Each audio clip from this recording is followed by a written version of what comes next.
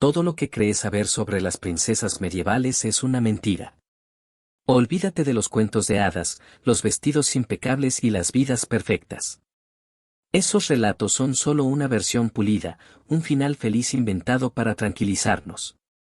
La verdadera historia de las princesas de la Edad Media es mucho más oscura, trágica y, en muchos casos, increíblemente injusta. ¿Alguna vez te has preguntado qué pasaba realmente detrás de los muros de los castillos? ¿Cómo era vivir una vida donde tu destino estaba escrito antes de que nacieras, donde tu valor no estaba en tu personalidad, sino en tu capacidad de algo mucho más superficial? Hoy, vamos a desenmascarar el mito. Nos vamos a sumergir en los secretos más profundos y sorprendentes de estas mujeres que la historia ha romantizado hasta el extremo. Pero prepárense, porque lo que estamos a punto de descubrir no es para los que tienen el estómago débil. La dama sin esplendor, el mito de la apariencia perfecta. Empecemos con algo que te va a volar la cabeza, la higiene. Las princesas de los cuentos de Disney tienen un cabello brillante, piel perfecta y un olor a flores silvestres que parece eterno. En la vida real, la cosa era muy distinta. El baño era un lujo, no una rutina.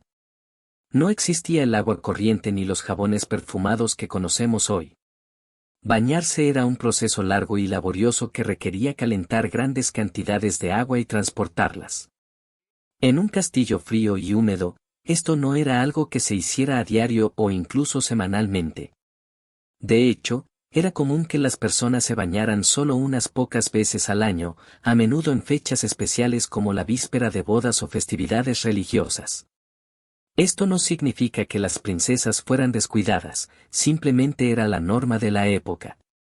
Para mantener a raya los olores, usaban perfumes y esencias fuertes, a menudo para enmascarar lo inevitable.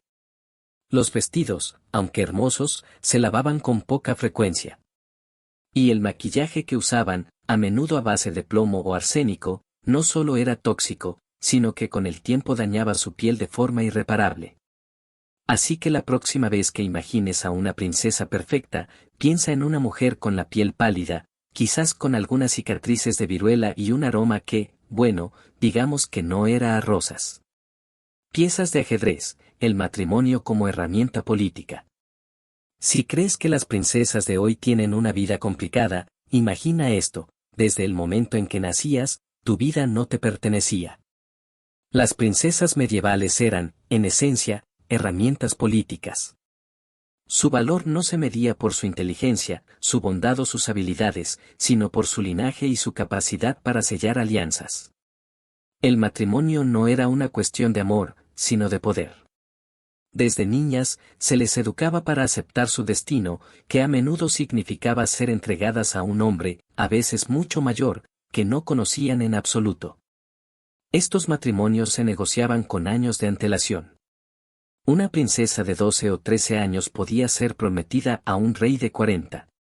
Los acuerdos se firmaban, los dotes se intercambiaban, y la princesa era enviada a un país extranjero, lejos de su familia y de todo lo que conocía. No había cortejo, vivieron felices para siempre. Había una firma, un intercambio, y una vida de soledad y sumisión en una corte desconocida. Eran peones en un tablero de ajedrez gigante, movidas por sus padres, los reyes, en una lucha constante por el territorio, la riqueza y el poder.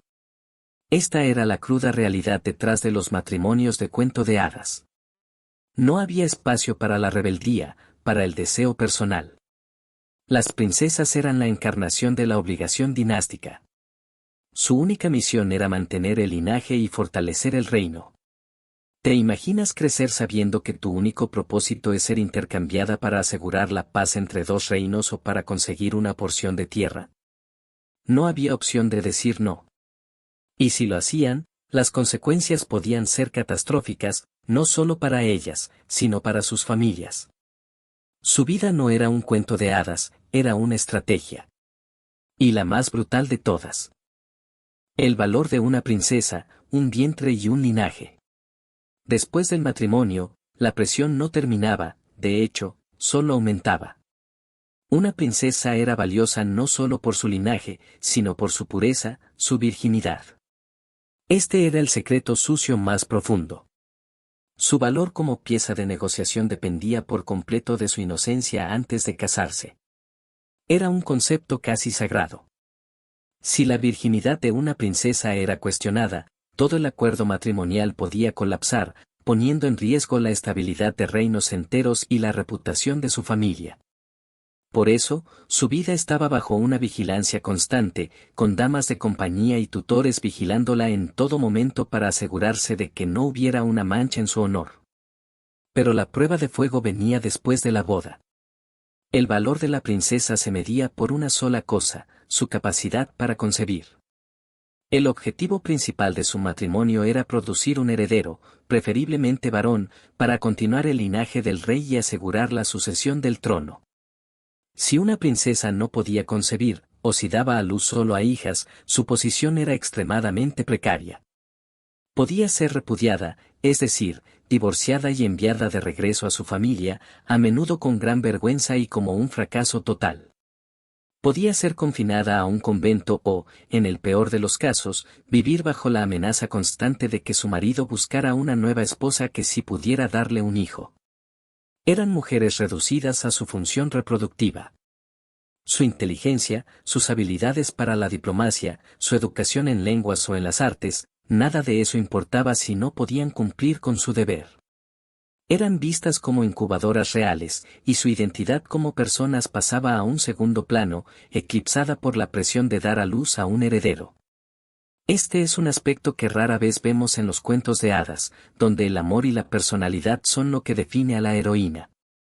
En la vida real, era un recordatorio cruel de que su cuerpo no les pertenecía, sino que era propiedad del reino. Piezas en el tablero, herramientas geopolíticas. Esta falta de control sobre su propio destino nos lleva a la verdad más dura. Las princesas medievales no eran personas en el sentido que lo entendemos hoy. Eran, sin rodeos, herramientas geopolíticas. Eran piezas de cambio, fichas en el gran juego de poder que jugaban los reyes de Europa. A menudo, un simple matrimonio podía hacer la diferencia entre una guerra y una paz duradera. Por eso, sus vidas estaban minuciosamente planificadas desde el nacimiento. Se les enseñaba a hablar varios idiomas, a tocar instrumentos, a bordar y a comportarse con la gracia y el decoro esperados, no para su propio disfrute, sino para convertirlas en el paquete más atractivo posible para una futura alianza. Eran enviadas a tierras lejanas, sin conocer el idioma, las costumbres o las personas. Imaginen la soledad. Sin sus familias, sin amigos, rodeadas de extraños en una corte que las veía con recelo.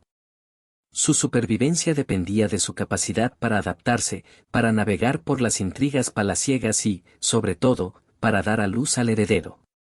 Muchas princesas, como Eleanor de Aquitania, lograron ejercer un poder inmenso y se convirtieron en figuras históricas por derecho propio, pero su historia es la excepción, no la regla.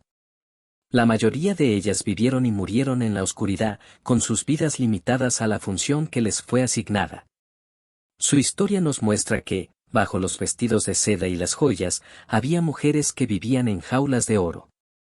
Sus vidas estaban controladas por la política, su valor era definido por su vientre y su destino era sellar un acuerdo, no encontrar la felicidad.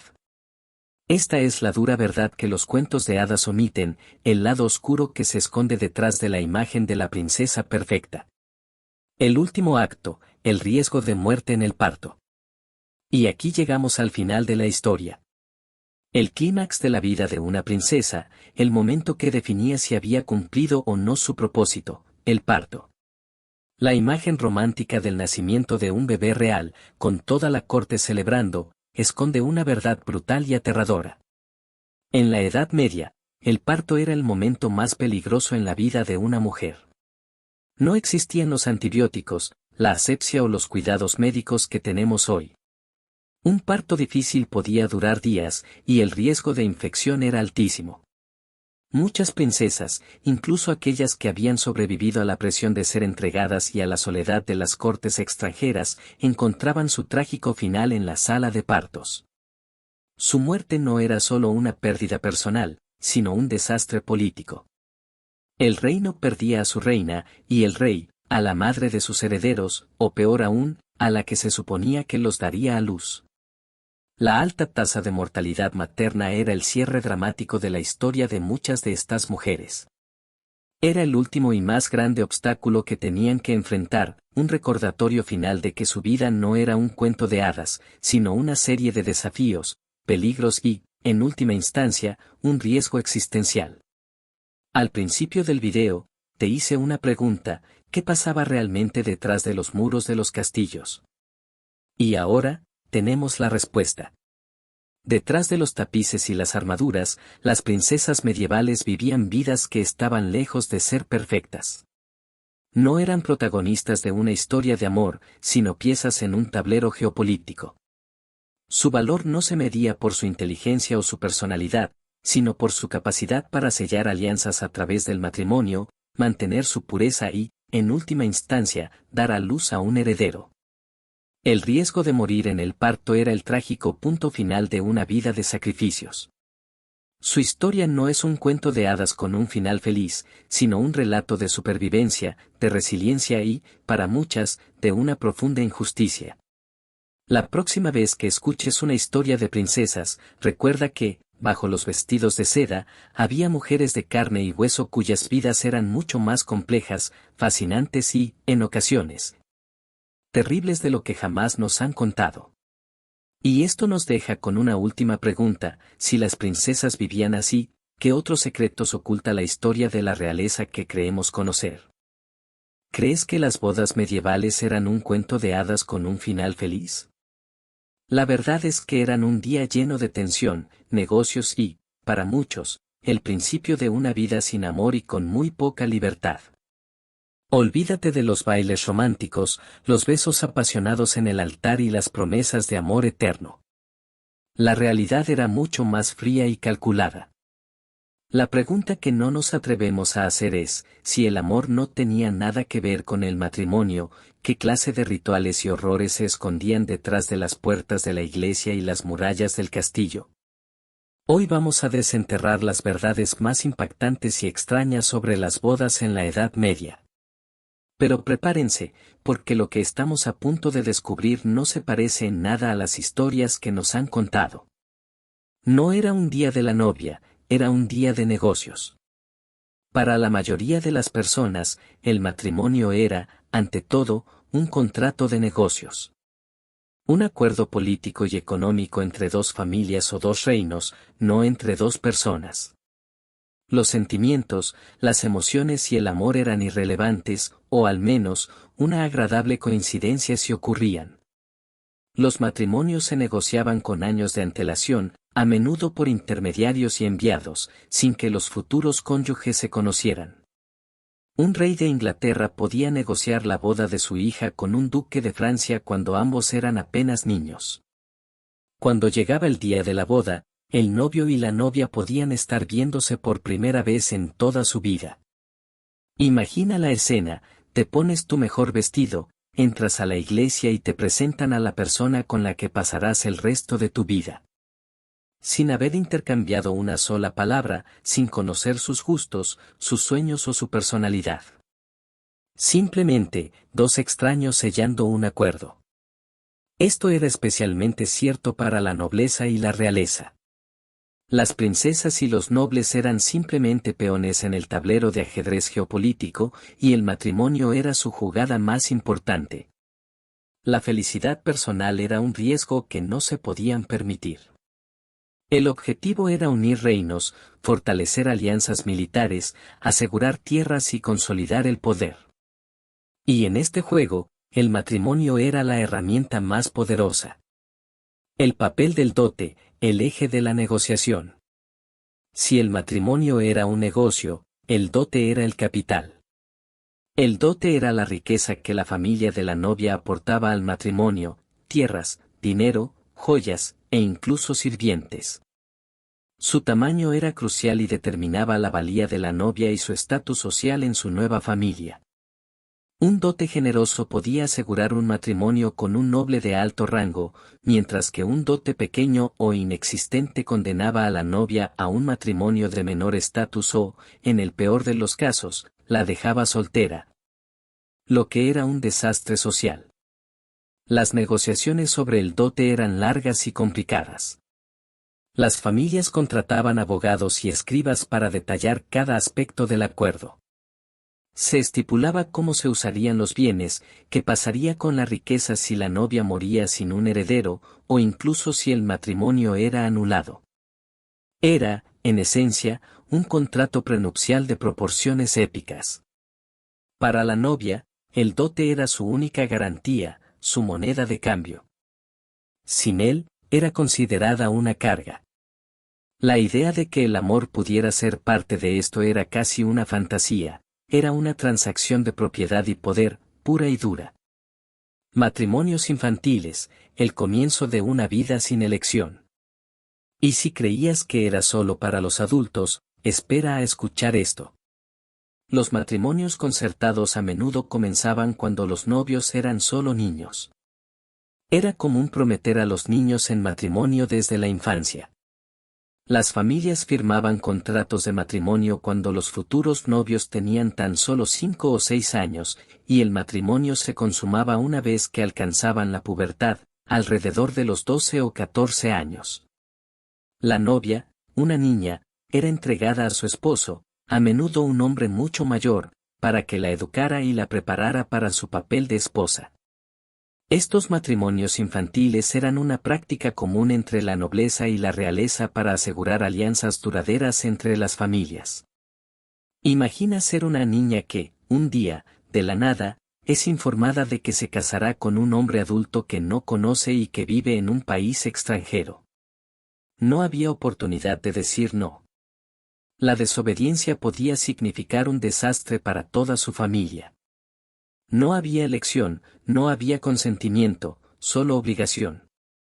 Era una vida sin libertad, escrita por otros, mucho antes de que se tuviera la oportunidad de elegir. Y este era solo el principio. No había sí, quiero romántico. La ceremonia de la boda medieval no se parecía en nada a la que vemos en las películas hoy en día. No había un sacerdote preguntando si alguien tenía algo que decir en contra del matrimonio, ni un sí, quiero dramático. El matrimonio era considerado un contrato legal, más que un sacramento religioso en muchos casos. Se celebraba con un simple juramento o un intercambio de anillos frente a la iglesia o, en ocasiones, incluso en la casa de la novia. Lo que realmente hacía que el matrimonio fuera legal y vinculante era un elemento clave, la consumación. Sin la consumación, el matrimonio no era válido y podía ser anulado. Esto nos lleva al ritual más extraño y chocante de todos.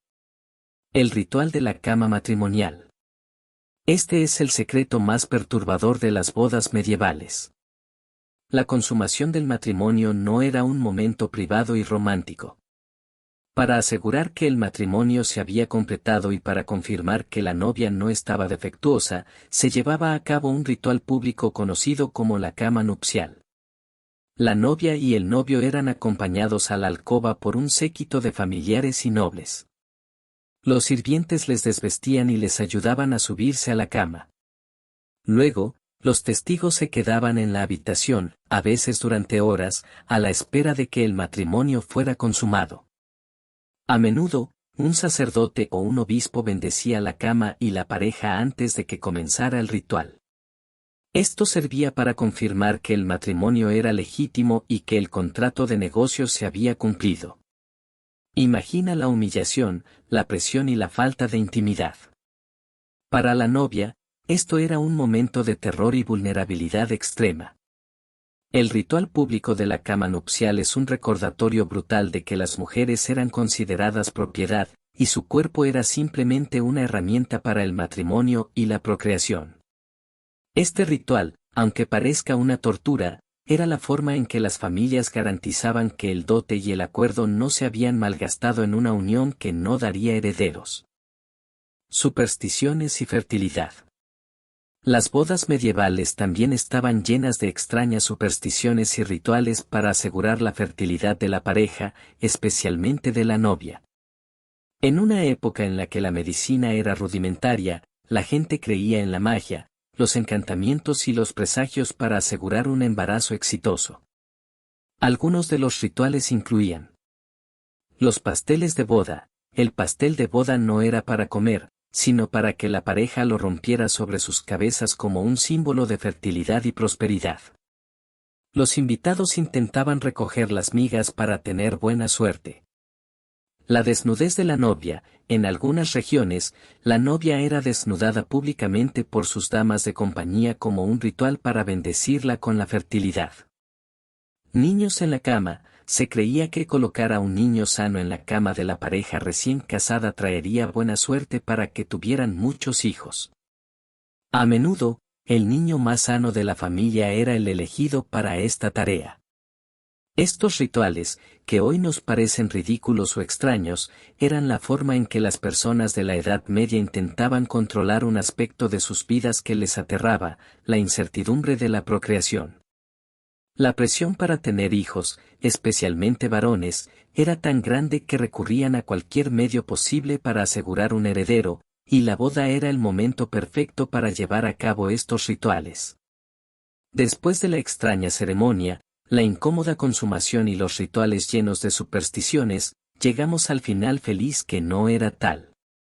Si has llegado hasta aquí, ya sabes que el matrimonio medieval no era el final de una historia de amor.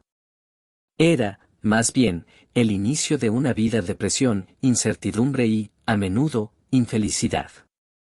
El verdadero horror no estaba en la ceremonia, sino en lo que venía después.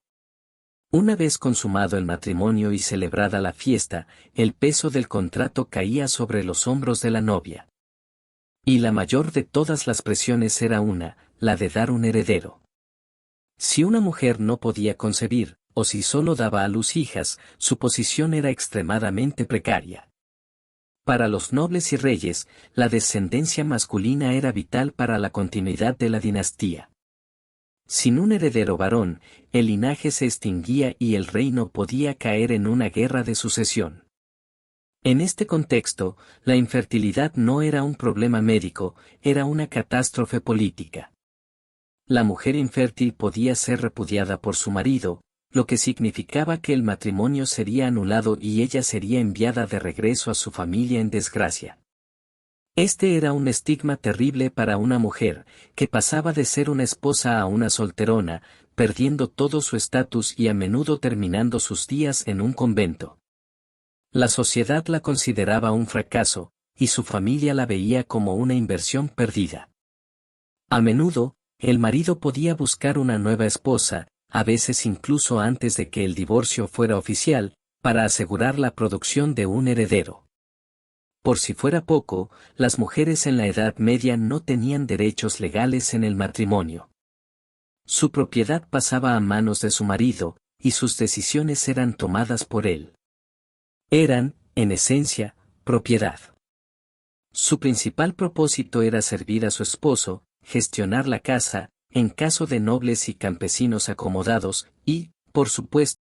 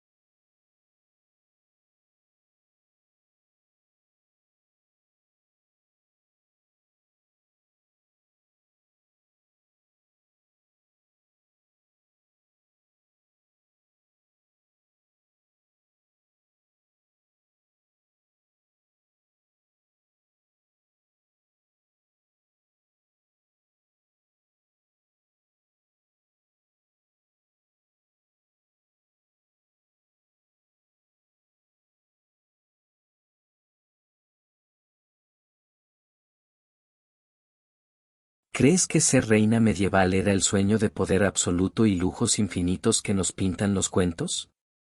Imagínate un trono dorado, joyas deslumbrantes, súbditos postrados a tus pies y el mundo entero a tu disposición. Es una imagen poderosa, ¿verdad? Pero la verdad es que, para la inmensa mayoría de ellas, su corona era a menudo una jaula de oro, un símbolo de autoridad que escondía una vida de peligros, sacrificios ocultos y una brutal falta de control sobre su propio destino. Olvídate del brillo de la tiara por un momento, porque estamos a punto de desenterrar los horrores que se escondían detrás de esa fachada real. Hoy vamos a sumergirnos en el lado más oscuro y desconocido de la vida de las reinas de la Edad Media. Porque si pensabas que las princesas lo tenían difícil, la vida de una reina era una batalla constante en un tablero de ajedrez donde una mala jugada significaba la ruina, el destierro o, en el peor de los casos, la muerte. Piezas en el tablero político. Para entender el secreto sucio de las reinas, primero debemos deshacernos de la idea romántica del amor. El matrimonio de una reina no era un cuento de hadas, era un contrato. Una alianza fría y calculada entre dos reinos, dos familias o dos ambiciones. Eran peones, valiosas sí, pero peones al fin y al cabo, movidos por manos que buscaban poder, herencias de tierras o el fin de una guerra interminable. Una reina era la garantía de un tratado de paz, el sello de una nueva frontera o la promesa de una línea de sucesión. Sus sentimientos, sus deseos, su propia felicidad, simplemente no figuraban en la ecuación. Imagina esto, eres una joven princesa, criada en una corte, en un idioma y con costumbres específicas. De repente, eres arrancada de todo lo que conoces y enviada a un reino lejano, quizás hostil, para casarte con un hombre al que nunca has visto. Un hombre que podría ser un anciano, un niño, o simplemente un completo desconocido. No tenías voz ni voto. Tu destino ya estaba sellado por acuerdos políticos que se habían negociado durante años, sin tu consentimiento.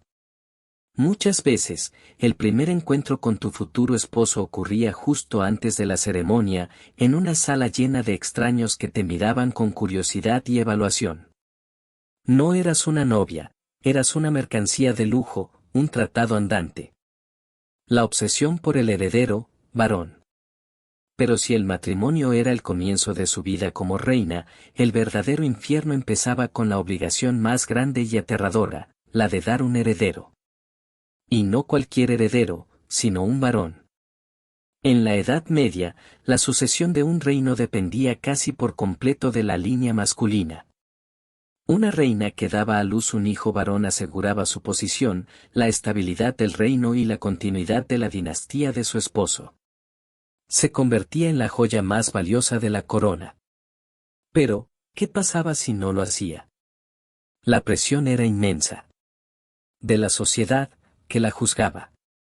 De la iglesia, que a veces la veía como maldecida. Y, sobre todo, del rey y su familia, que dependían de ella para su futuro. Una reina infértil, o una que solo daba hijas, se convertía en un problema grave, una amenaza para la estabilidad del reino. Las consecuencias de fallar eran devastadoras, el repudio era común, lo que significaba que el matrimonio podía ser anulado y ella enviada de vuelta a su familia en desgracia, un estigma que la acompañaría de por vida. En los casos más extremos, la amenaza de ejecución pendía sobre algunas, acusadas de brujería o de alguna otra falta para justificar su eliminación. Su valor, su propósito en la vida, se medía casi exclusivamente por la capacidad de su vientre para producir un varón. Era una condena a ser un objeto reproductivo, sin importar su inteligencia, su habilidad para gobernar o su bondad.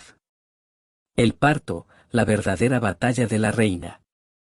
Y si la presión por concebir un heredero era aterradora, el acto de dar a luz era la verdadera ruleta rusa de la Edad Media, especialmente para las reinas. Olvídate de los hospitales modernos, los médicos especialistas o los analgésicos. En aquel entonces, el parto era un evento brutal, primitivo y extremadamente peligroso. No había epidurales, ni cesáreas seguras. El terror que implicaba dar a luz era inmenso, y cada alumbramiento era, literalmente, una cuestión de vida o muerte. Las reinas daban a luz rodeadas de parteras con conocimientos muy limitados y, en el mejor de los casos, algún clérigo o médico que poco podía hacer. La falta de higiene era rampante, lo que convertía a las infecciones en asesinos silenciosos e invisibles. Las hemorragias eran comunes y casi siempre fatales. Muchas reinas morían en el parto, y este era un riesgo constante que vivían con cada embarazo. Su vida, y la de su bebé, pendía de un hilo delgado en cada ocasión. Era la batalla más personal y desgarradora que enfrentaban, una prueba de resistencia donde el fracaso significaba la muerte, y el éxito, el inicio de una nueva ronda de presiones para asegurar la continuidad del linaje. El brillo de la corona no las protegía del dolor ni de la muerte en la sala de partos. Si la primera batalla de una reina era su vientre, la siguiente era la corte misma. Una vez que sobrevivían al parto y, con suerte, daban un heredero varón, la lucha por la supervivencia apenas comenzaba. La corona no era solo un símbolo de poder, era un imán para las intrigas, las conspiraciones y una vigilancia constante que convertía el palacio en una jaula aún más compleja. La reina entre lealtades divididas. Imagina por un momento la posición de una reina. Era una forastera en su propio hogar. Provenía de un reino diferente, a menudo con costumbres, un idioma y una cultura distintos. Su lealtad, aunque se esperaba que fuera total a su nuevo esposo y reino, siempre estaría bajo sospecha. Se la consideraría, en el fondo, un espía de su familia de origen, un puente potencialmente peligroso con un antiguo aliado o un futuro enemigo. Cada carta que escribía, cada mensaje que enviaba, cada visitante de su tierra natal, era observado con recelo. Esta división de lealtades era un campo minado emocional y político. Si se mantenía demasiado cercana a su familia de origen, se arriesgaba a ser acusada de traición o de favorecer los intereses de los de afuera. Si cortaba lazos por completo, perdía una valiosa red de apoyo en un mundo donde no podía confiar en nadie más.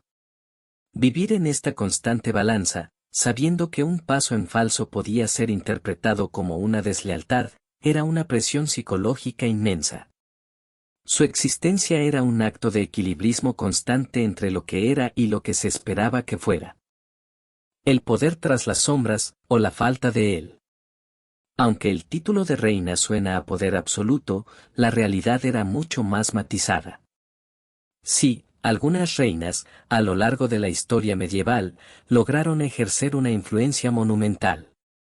Mujeres como Leonor de Aquitania o Isabel la Católica fueron regentes, consejeras de confianza y estrategas políticas por derecho propio.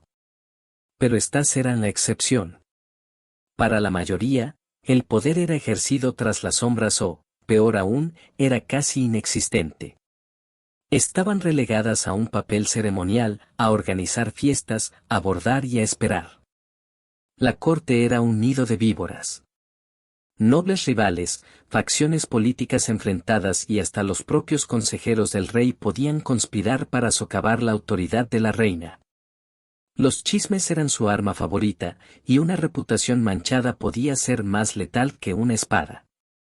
Se inventaban rumores sobre su infertilidad, su moralidad o su lealtad, todo para desacreditarla y, si era posible, lograr su reemplazo.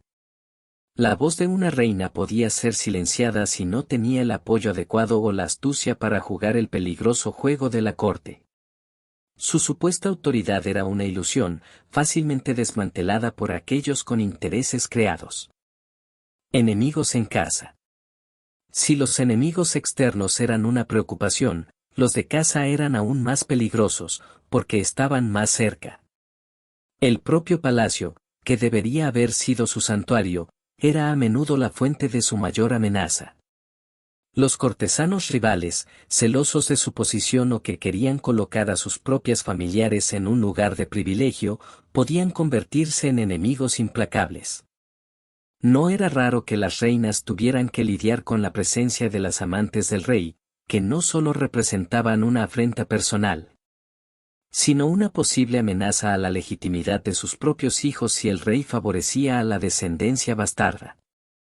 La propia familia del marido también podía ser un adversario. Suegras ambiciosas, cuñados resentidos o nobles que esperaban heredar el trono podían ver a la reina como un obstáculo. Las acusaciones de brujería eran sorprendentemente comunes y fáciles de fabricar. Un malentendido, una enfermedad inexplicable o un fracaso en el parto podían ser atribuidos a la brujería de la reina, una acusación que, en la Edad Media, era casi una sentencia de muerte. También eran vulnerables a la difamación, acusaciones de infidelidad, especialmente peligrosas para su reputación y la legitimidad de sus hijos, o, simplemente, ser declaradas infértiles. Lo que las dejaba sin valor para el rey y el reino. Su vida pendía de un hilo, y ese hilo podía ser cortado por una mentira susurrada en los pasillos del castillo. El papel de la reina en ausencia del rey. Paradójicamente, la ausencia del rey, ya fuera por guerra, cruzadas o largos viajes, podía ser tanto una oportunidad como una trampa mortal para la reina. Si el rey la nombraba regente, adquiría un poder inmenso. De repente, las decisiones de Estado recaían sobre sus hombros. Podía convocar ejércitos, negociar tratados y gobernar el reino. Esto permitía a reinas hábiles demostrar su valía y su capacidad de liderazgo, como Blanca de Castilla, que gobernó Francia con mano firme durante la minoría de edad de su hijo. Pero este poder tenía un doble filo. Cada decisión que tomaba era examinada con lupa por los nobles y por su propia familia. Si tomaba decisiones impopulares, si perdía batallas, o si no lograba mantener el control, era objeto de críticas feroces y de intentos de usurpación. Su autoridad era cuestionada, su capacidad puesta en duda, y la estabilidad del reino podía verse comprometida. Una regencia fallida no solo arruinaba su reputación, sino que podía llevarla a la pérdida total de su poder y, en algunos casos, a la reclusión o el exilio una vez que el rey regresaba o su hijo llegaba a la mayoría de edad. Era un momento de inmenso poder, sí, pero también de inmenso riesgo, donde un paso en falso podía derrumbar todo lo que había construido. Hemos visto cómo las reinas medievales vivían bajo la inmensa presión de la descendencia y la constante vigilancia de una corte hostil. Pero, ¿qué sucedía cuando, a pesar de sus esfuerzos, caían en desgracia o simplemente se volvían un estorbo para el rey o las facciones de poder? Aquí es donde el cuento de hadas se convierte en una verdadera pesadilla. Asesinatos, envenenamientos y destierros. Para muchas reinas, el fracaso en el juego de poder o simplemente el hecho de volverse incómodas para su marido o sus enemigos políticos, significaba un final trágico y violento. La historia medieval está plagada de ejemplos de reinas que desaparecieron misteriosamente de la escena, sin dejar rastro, o cuyo destino fue mucho más oscuro que un simple retiro. Los envenenamientos eran una táctica común y difícil de probar. Una reina que de repente enfermaba y moría podía ser víctima de una conspiración sigilosa, orquestada por rivales o incluso por el propio rey, harto de su incapacidad para dar un heredero o por su interferencia política. Aunque raramente se probaba, la sospecha de veneno flotaba en el aire cada vez que una figura real moría inesperadamente. Las acusaciones falsas, especialmente de infidelidad o traición, eran otra herramienta poderosa. Una reina acusada de adulterio o de conspirar contra el rey, podía ser repudiada públicamente, encarcelada en una torre lejana o en un convento forzoso, o incluso ejecutada. Catalina Howard, reina de Inglaterra, fue decapitada por traición y adulterio. María Estuardo, reina de Escocia, pasó décadas en prisión antes de ser ejecutada. Estos no eran casos aislados, eran el riesgo inherente a llevar la corona. Una reina podía ser fácilmente desechada si ya no servía a los intereses de la corona o si alguien más poderoso la quería fuera del camino. El cautiverio de una vida dorada. Así que, volvamos a la pregunta que nos hicimos al principio: ¿qué horrores se escondían detrás del brillo de la tiara de una reina medieval? La respuesta es un cautiverio dorado. Aunque vivían rodeadas de lujos inimaginables, sus vidas rara vez les pertenecían. Estaban controladas por el rey, por sus consejeros, por las estrictas reglas de la corte y por las expectativas de una sociedad implacable. La soledad era una compañera constante. Lejos de su familia original, y a menudo sin lazos de afecto con su esposo, muchas reinas vivieron existencias aisladas. Su intimidad era casi inexistente, cada paso, cada conversación, cada gesto era observado y juzgado. No podían confiar plenamente en nadie, ya que todos en la corte tenían sus propios intereses. Su aparente libertad era una ilusión, eran prisioneras de su título, de su útero y de las exigencias del poder.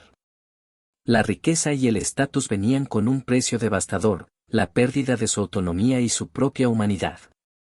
Eran figuras simbólicas, no seres humanos con derecho a sus propias decisiones o a su propia felicidad.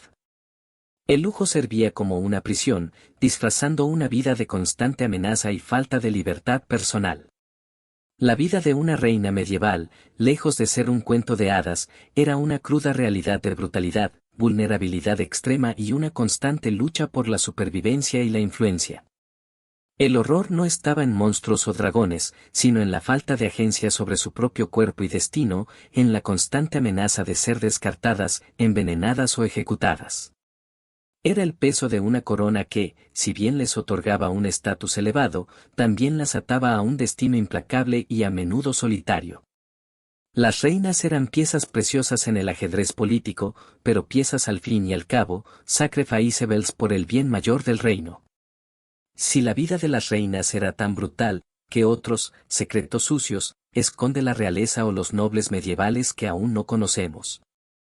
Déjanos un comentario y no olvides suscribirte para más historias que te harán ver la historia de otra manera. ¿Creías que ser dama de compañía en la corte medieval era un sueño de lujo, intrigas emocionantes y un camino seguro hacia un romance de cuento de hadas? La imagen que nos pintan es la de mujeres elegantes, susurrando secretos en salones opulentos, quizás encontrando el amor con un noble apuesto. Es una fantasía tentadora, ¿verdad? Una vida de privilegios, cerca del poder, lejos de las preocupaciones del mundo exterior. Pero, ¿y si te dijera que esa imagen es una cuidadosa fachada?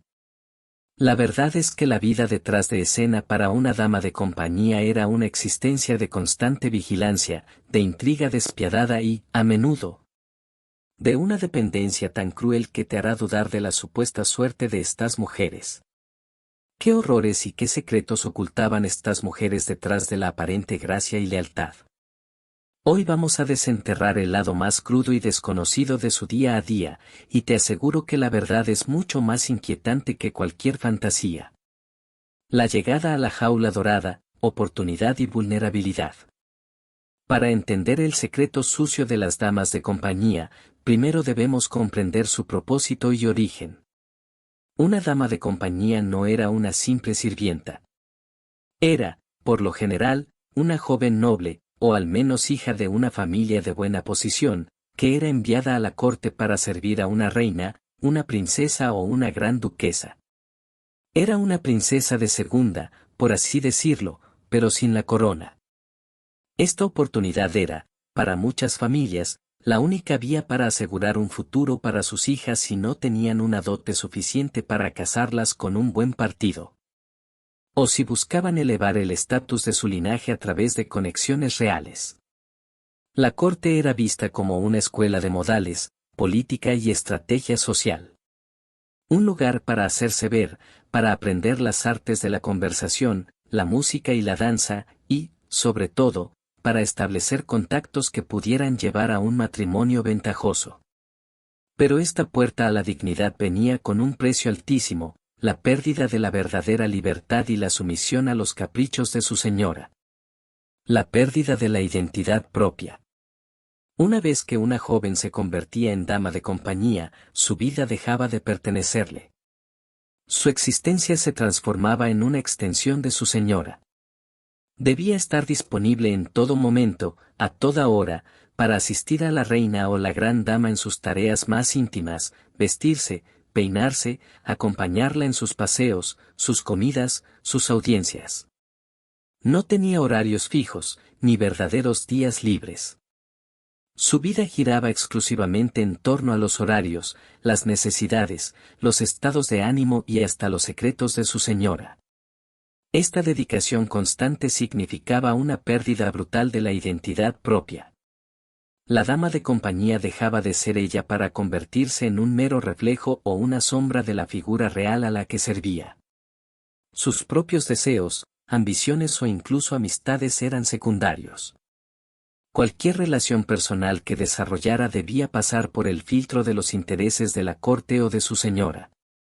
Imagina no tener un momento verdaderamente privado, saber que cada palabra, cada acción, es observada y juzgada, no por tus propios méritos, sino por cómo afecta la imagen o los intereses de la persona a la que sirves. Era una vida de autosacrificio constante, una jaula dorada donde el lujo no compensaba la falta de autonomía personal. La vulnerabilidad y los riesgos. La posición de una dama de compañía, aunque de alto estatus, era inherentemente precaria. No tenían el mismo estatus inquebrantable de la realeza por nacimiento, pero compartían muchos de sus peligros, y a veces, incluso más. Su cercanía a la reina las convertía en blancos perfectos para la intriga. Un paso en falso, un comentario malinterpretado o una enemistad con una figura poderosa podían llevar a una caída en desgracia fulminante. Podían ser acusadas de espionaje, de difundir chismes, o de cualquier falta que conviniera a quienes querían eliminarlas o dañar la reputación de la reina. Pero la vulnerabilidad iba más allá de las intrigas políticas. Una dama de compañía era, lamentablemente, un objetivo potencial para los avances de hombres poderosos en la corte. Reyes, príncipes o nobles influyentes podían verlas como presas fáciles, dada su dependencia económica y social. Negarse a sus avances podía significar perder el favor de la corte, ser enviada lejos o ver arruinadas sus oportunidades de un buen matrimonio. A menudo, su reputación, y con ella su futuro, pendía de un hilo. Su dignidad dependía no solo de su buen comportamiento, sino de su capacidad para navegar un ambiente donde la moralidad a menudo cedía ante el poder y el deseo. Era una existencia de constante ansiedad, donde el glamour escondía una amenaza latente en cada esquina. Si la primera parte nos reveló la precaria entrada de las damas de compañía a la corte, ahora vamos a sumergirnos en el corazón de su día a día, un campo de batalla de intrigas, favores y peligros que podían transformar una confidente en una espía, y una joven respetable en una figura trágica. Intriga y supervivencia en la corte, de confidentes a espías. Una vez instaladas en la corte, las damas de compañía se convertían en observadoras privilegiadas. Pasaban horas junto a la reina o la gran dama, escuchando conversaciones privadas, viendo gestos sutiles y absorbiendo la atmósfera cargada de la política palaciega. Esto las convertía en ojos y oídos valiosísimos para cualquier facción. Eran confidentes de sus señoras, conociendo sus secretos más íntimos, sus miedos y sus ambiciones. La dama de compañía ideal era una leal confidente, una extensión discreta de su señora. Pero esta cercanía las convertía también en herramientas peligrosas. Facciones rivales dentro de la corte, o incluso el propio rey, podían intentar coaccionarlas o sobornarlas para que actuaran como espías. Una palabra malinterpretada, un susurro indebido, o la revelación de un secreto podían alterar el equilibrio de poder. La presión era constante, ser leal a su señora o ceder a las amenazas de un noble poderoso. Su supervivencia dependía de su astucia, su capacidad para leer las intenciones ocultas y su habilidad para guardar silencio, o para hablar en el momento y lugar adecuados. Cada conversación, cada encuentro, era una posible trampa en el peligroso juego de la corte. La batalla por el favor. La vida de una dama de compañía era una constante batalla por el favor. No solo el de su señora, sino el de figuras clave en la corte que podían influir en su destino. Su futuro, su posibilidad de conseguir un buen matrimonio, o simplemente de mantener su posición, dependía por completo de mantenerse en la gracia de la reina. Esto significaba que la competencia entre las propias damas de compañía era feroz. No todas podían ser la favorita, y las envidias y celos eran comunes. Un vestido más lujoso, una palabra amable del rey, o una tarea importante encomendada a otra dama podían generar resentimiento y sabotaje sutil. Las intrigas y los chismes eran armas arrojadizas, utilizadas para desacreditar a las rivales, minar su reputación o hacer que cayeran en desgracia ante los ojos de la reina. La corte era un campo de batalla social donde la supervivencia de una dependía de la caída, o al menos la disminución del brillo, de otra. Era una carrera constante por la aprobación, un juego donde la amistad era un lujo y la rivalidad, una necesidad. Amantes y concubinas, un secreto peligroso. Aquí es donde entramos en uno de los secretos sucios más impactantes y dolorosos. La vida de una dama de compañía, especialmente si era hermosa o ingeniosa, la exponía a la atención de los hombres más poderosos de la corte, el rey, sus hijos, o grandes nobles.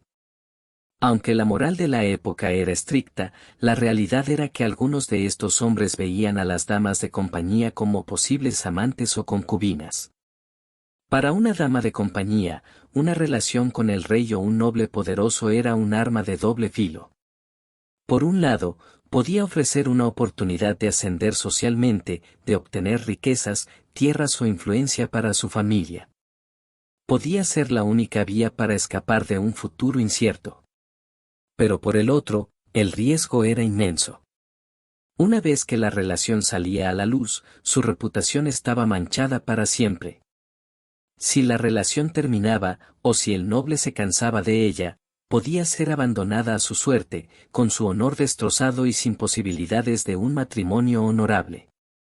Peor aún, si la reina o la esposa legítima se enteraban, el castigo podía ser severo, el destierro, el encierro en un convento, o incluso el ser utilizada como chivo expiatorio en un escándalo de la corte. Era un juego de alto riesgo donde la pasión podía significar tanto la fortuna como la ruina. El papel en asesinatos y conspiraciones. La cercanía de las damas de compañía al poder las hacía vulnerables no solo a los avances indeseados, sino también a verse envueltas en los complots más oscuros de la corte. No era raro que fueran arrastradas a intrigas políticas, a veces por elección propia si veían una oportunidad de poder, pero la mayoría de las veces por coacción o chantaje.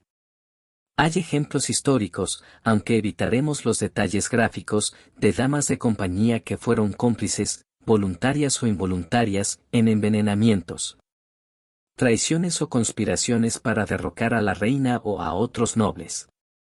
Podían ser las portadoras de mensajes secretos, las que servían la comida o bebida envenenada, o las que testificaban falsamente contra un rival. Su conocimiento íntimo de los movimientos y secretos de la realeza las convertía en peones ideales en el tablero de ajedrez de la muerte.